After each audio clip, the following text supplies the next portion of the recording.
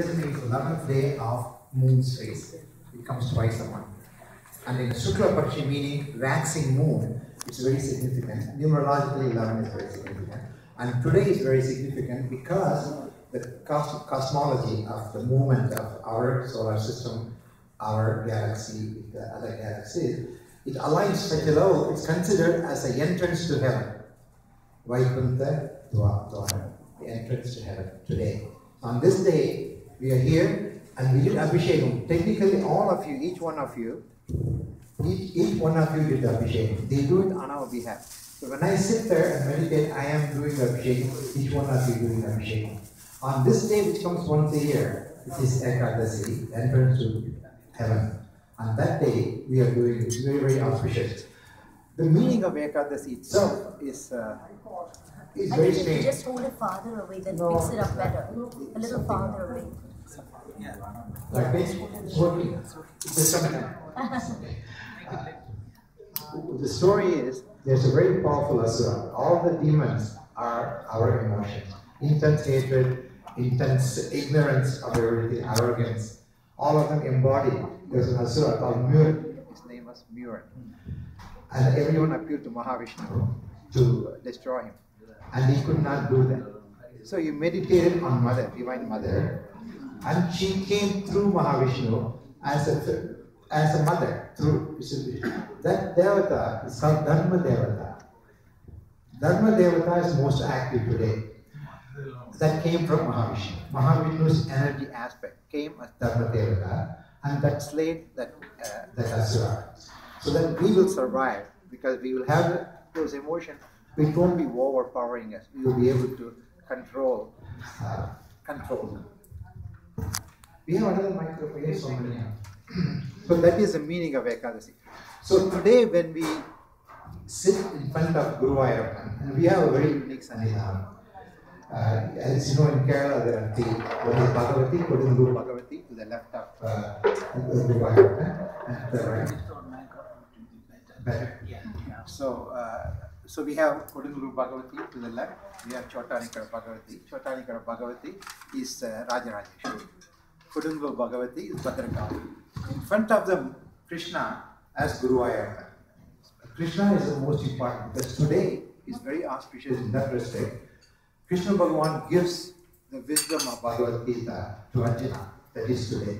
So it's very, very auspicious because the entire creation is given, the entire way of living, the significance of Karma Yoga is said very nicely in the battle to Arjuna. So it's a very, very important day. So you think of Krishna Bhagavan giving those wisdom.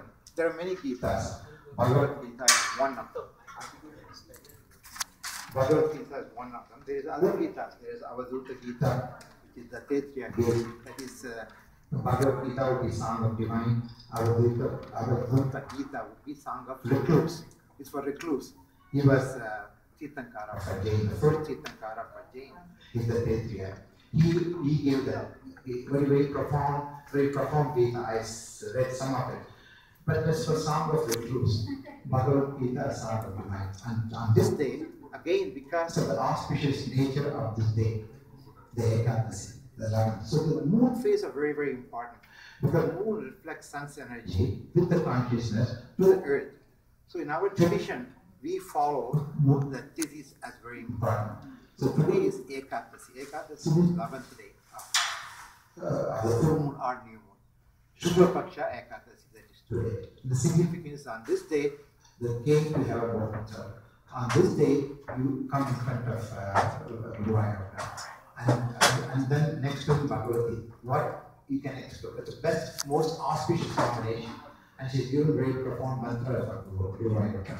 If we can, Triloke Mohanaya Vidmahe, Atma Krishnaya Dimmahe, Tanno Guruvada Purisaya Prachoti. Very meaningful, very profound mantra. You can understand each word of it. So that's what I was doing. And today you are here to be able to do that. And Bhagavad Gita is probably most translated next to Bible and Quran, maybe third. Very profound, and it's not for Hindus anymore. Throughout the world, people know. I'll give you one classic example. There's a famous man, his name is Carlyle. Carlyle lives in New York. One of the famous, like J.P. Morgan, We say bank, we think of JP Morgan. If you're an investor, you think of Carlyle. Very, very well known. The Carlyle Fund is the largest fund available in this country. He, 150 years ago, writes a letter to a most famous spiritual man in USA. His name is Ralph Waldo Emerson. How many of you heard of Waldo Emerson? Raise your hand. Very famous spiritualist. He's considered as a Renaissance man of USA. Anybody, if you ask any American, who's a Renaissance man in the past 200 years, they will say Emerson. Emerson was a very interesting person. He was a reverend, but he understood so much about Vedas. He was just touched by the Upanishads. And Bhagavad Gita is completion of all Upanishads. If you read Upanishad, Bhagavad Gita is there. He has given the essence of it. So he understood it, and he admired Bhagavad Gita better than anything else. To him, Carlyle sends a copy of Bhagavad Gita. Now I'm relating to you what happened 150 years ago. The most richest person in New York, and sending to most unique spiritualist in Boston. And Waldo Emerson sends a reply, one letter. He says, "Today my life has become full because I read Bhagavad Gita." So you see the profoundness of it. He says, "My life is full because I know the meaning of life. Because you sent me the book. I thank you for that. You made my life meaningful." So that tells you in a nutshell what is Bhagavad Gita is. It's very, very unique. An entire Upanishadic truth is there. And basically what he said is karma yoga. That do action without expecting the result. And psychologically it's very effective. When you worry about the results, your action becomes less effective. Because already you have the doubt, you are worried what the consequences are. But when you do it without worrying about the results, and Krishna Bhagavan's name, then you have all the benefit of Krishna Bhagavan. So that advice, the best advice for all of us, that do an act without expecting any rewards or results, but it becomes very powerful act because you are taking Krishna Bhagavan's energy in you and you do it that way. And there is no karmic consequences because there are karmic consequences is that every act, the act of me talking to you, if you give you wrong impression or you take the wrong message, I'm hurting you. That has a karmic consequence. Every act of ours has karmic consequences. And the karma, it's a sanchita karma is what we did before. Prarabdha karma is what we are enjoying or suffering now.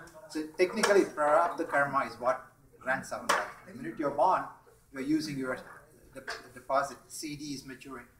And the CD is coming in. Your life is going to be prarabdha karma. That means what happened in the past. Sanchita karma is a CD, still there, it is not mature. That will be available to you whenever your life is ready to take care of that. And prarabdha karma is action, you're paying back your karmic consequences. Good, bad, whatever, negative or positive. That is prarabdha karma. Agami karma is what we reap now.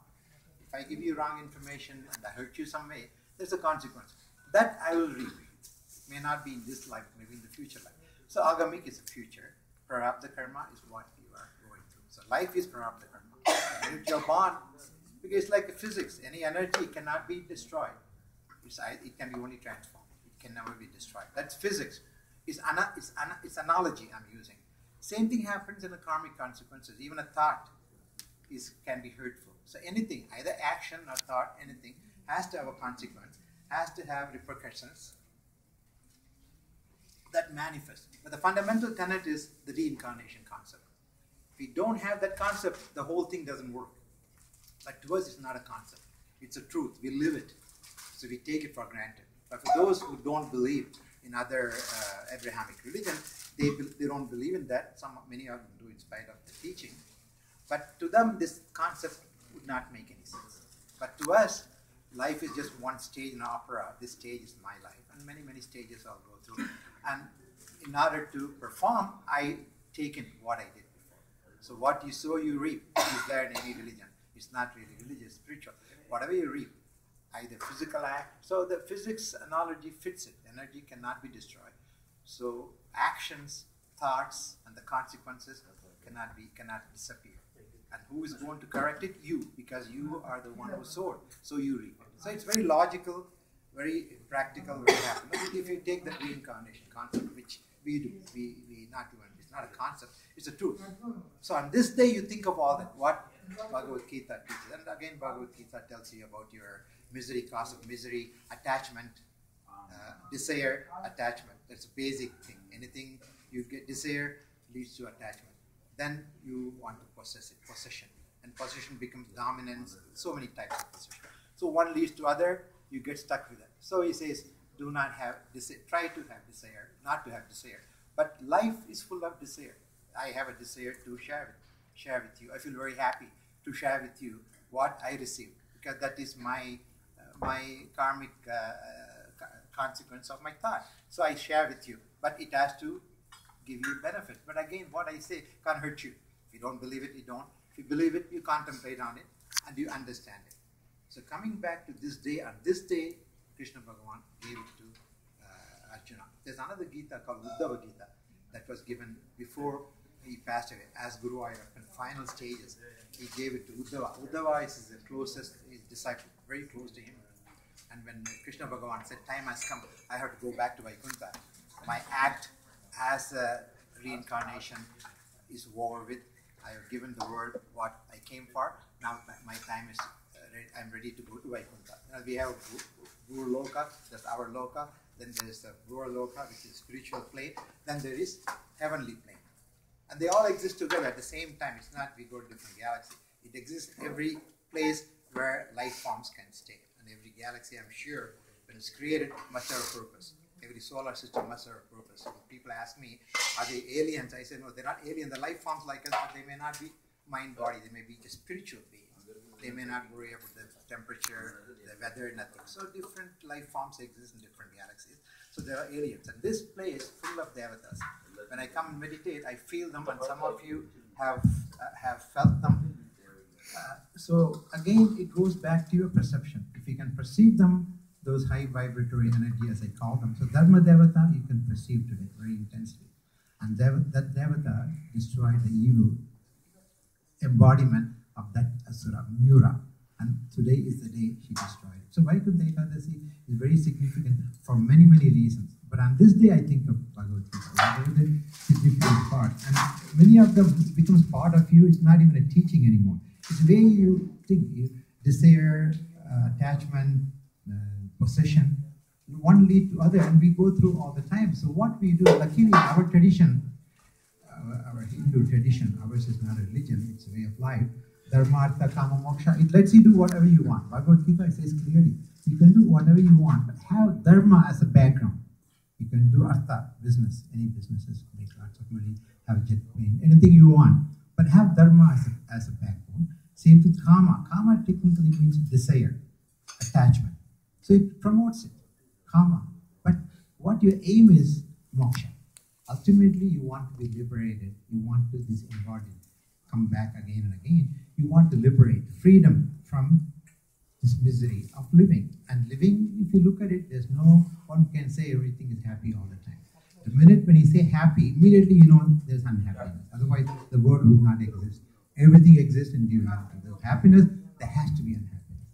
So we use the word Ananda. Ananda is a state. It's a pure peace. You can't call it happiness. It's ultimate peace, ultimate nature of us, which is divine. The Atman, the soul, is divine. And that soul's nature is Ananda. Sat Chit Ananda. The consciousness, existence, and bliss. So we cannot say it's happy or unhappy. It's not unhappy. It's a very peaceful, pure bliss. That's Ananda. That's the aim of us, to reach that state. So Bhagavad Gita teaches you in a very, very practical way. And our religion teaches it in a very practical way. Dharma, Artha, Kama, Moksha. Sounds bad. Kama, desire. It teaches you, enjoy. Do business, make lots of money. But have Dharma as a background. What will happen if you have Dharma as a background? The minute you enjoy all the fruits, first thing you think is, how can I thank the creative force which is in me? So again, our fundamental concept is, there is no creator, there is no created. The creator becomes created and experiences that soul, the source of oneness, the Parabrahman, which has become Sagna Brahman. As the minute Maya goes into it, the Maya, that is Mahamaya, induces that aspect of Saguna aspect in Parabrahman, then it becomes Sagna Brahman, then it starts the whole cycle. That is Maya, which Parabrahman, this Sagna Brahman. So all this concept. So that becomes us. So I say, what can I do to that soul of divine which is in me, which has given me all the wisdom to enjoy life and to lead a good life and get the karmic consequences in a positive way.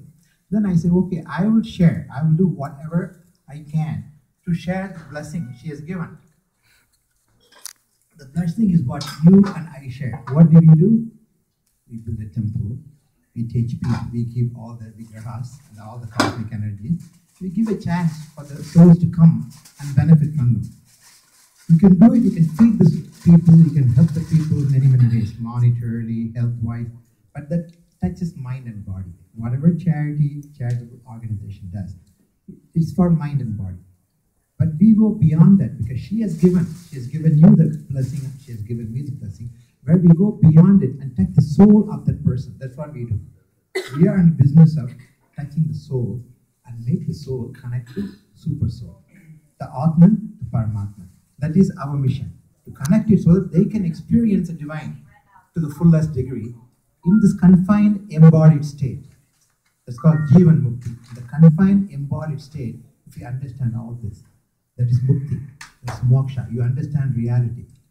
Within this the embodiment, within the confinement of mind, body, if you can understand that, go beyond it, that state is called Jivan Mukti. You reach Moksha as a Jiva, that is 100 times beneficial. Then you pass away from that plane, you go on to higher plane. Because you have the inhibition, you have the impediment, mind-body impediment. In that state, you have to understand. So she gives us opportunity. I share with you, and I hope you go and share with everyone.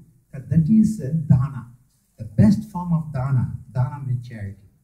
The best form of charity is do something for the soul, not just the body-mind. Yes, you can do for the body-mind charity, all kinds of charity. But ultimate charity would be charity to the soul, which is a spark of divine.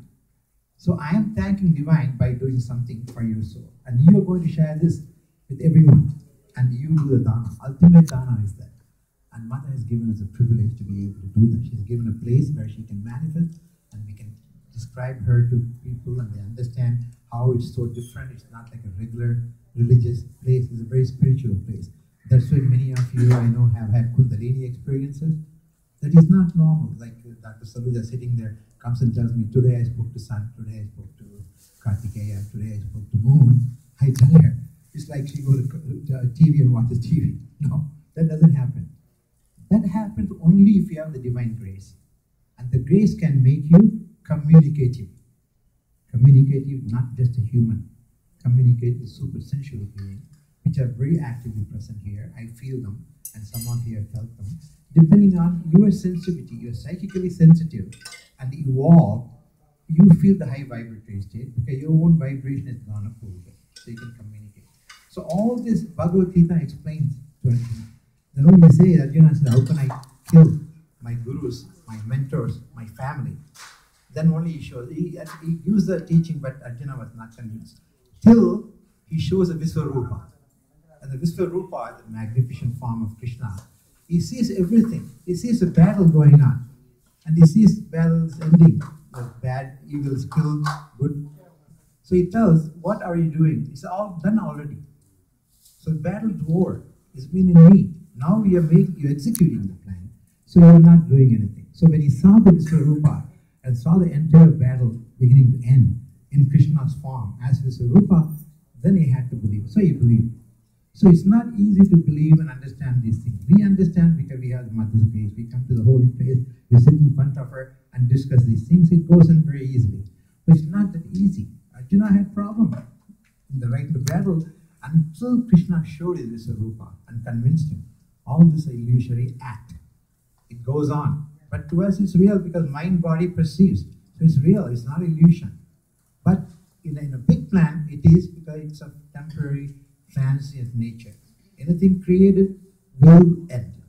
But what we are referring to eternal. That's why we call it eternal mother. That aspect never dies. So our soul, unborn and undead. But mind-body experiences. That's what you go through life. Life after life, you purify the soul and go up in the spiritual evolution, then you can go back to it. That's a travel from beginning to end. All this so beautifully he explains Arjuna. Just in the Karma Yoga aspect. In Uddhava Gita, he goes very high and goes into all the planes of existence, how to go to those planes. And of course, the Taittiriya, he refuses anything. He says you are Sunya. That's the concept of Buddhist concept, nihilistic concept. Everything is emptiness, but you can call it emptiness. Krishna Bhagavan would call it Purna. So it's the way you look at it. Either it's void or everything. I call it everything, Purna. So that's our concept. So today you think of all that. On this day of Ekadesi, such an auspicious day, we are blessed to be here. Gateway to heaven, what it means is, if you understand all this, your moksha will be guaranteed because you go beyond normal attachment, desire, all those passion. You have it, but you have it under control. With dharmic background, you do the right thing. You'll have passion, but it'll be controlled. It'll be for a good purpose. Same thing, business you will do, karma, you'll have all that, but have the dharmic basis. If you have that, dharma is a very big term. We can talk for an hour about dharma, what it really means. Dharma changes, individual dharma, family dharma, societal dharma, national dharma. It goes. And dharma basically means truthfulness, compassion, understanding, and wisdom. All combined would be the word dharma. All the right things in life, all the nice things in life, all the auspicious things in life, all the spiritual, divine things in life. That would be the description of dharma. But again, it changes depending on the time in the history. Each 1,000 years, dharmic principle changes. What is applicable in the Upanishadic time may not be applicable now, but basically they are correct. I think I'll stop here. Thank you and happy Ekadesi.